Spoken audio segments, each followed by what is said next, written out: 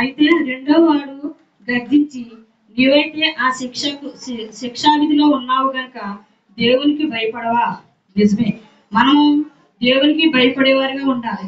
నిజంగా వాడు దూషిస్తే వాడిని అంటున్నాడు, వాడు దూషిస్తున్నాడు కదా, దూషించావు, ఎందుకని దూషించావు?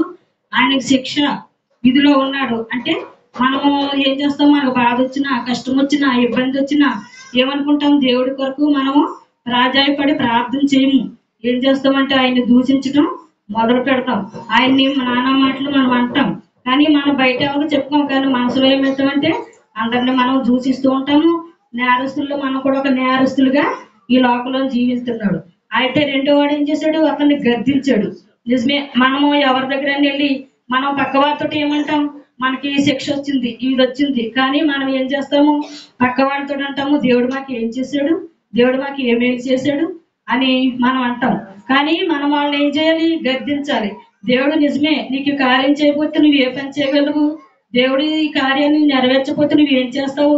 దేవుడు చేసిన గురించే కదా నీకు ఇలా ఉందని మన వాళ్ళని అనము. కానీ మనం కూడా ఏం చేస్తాము? దేవుడు నామాన్ని దూషిస్తాము. ఇక్కడ కూడా రెండో వాడు ఏం చేశాడు? గద్దించాడు. అలాగ దూషించలేదు, కానీ ఏం చేశాడంటే గద్దించాడండి. మనం కూడా ఏం చేయాలంటే దేవుడి నామాన్ని దూషించకూడదు. ఎవరైనా తెలియక ఎవరైనా వచ్చి మన దగ్గర దూషించిన మాటలు, దేవుడికి విగ్రహం శక్తులు చేసిన వాళ్ళు ఉంటారు. వాళ్ళకంటే దేవుడు అంటే ఏంటో తెలియదు.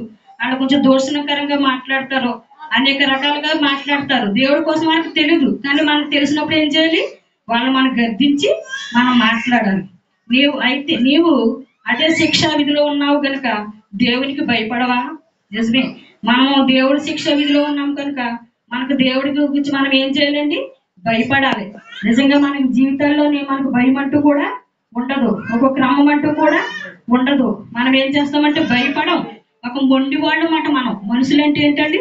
ఒక మొండి హృదయం గల వాళ్ళము. కానీ దేవుడికి అది ఇష్టమైనది కాదు. దేవుని కొరకు మనం ఏం చేయాలి? భయపడాలి, సాగలు పడాలి. దేవుని కొరకు మనము విజయాన్ని పొందుకునేవారుగా మనం ఉండాలి. భయం, దేవుడు మనకి భయపడాలి. మనమైతే మనకై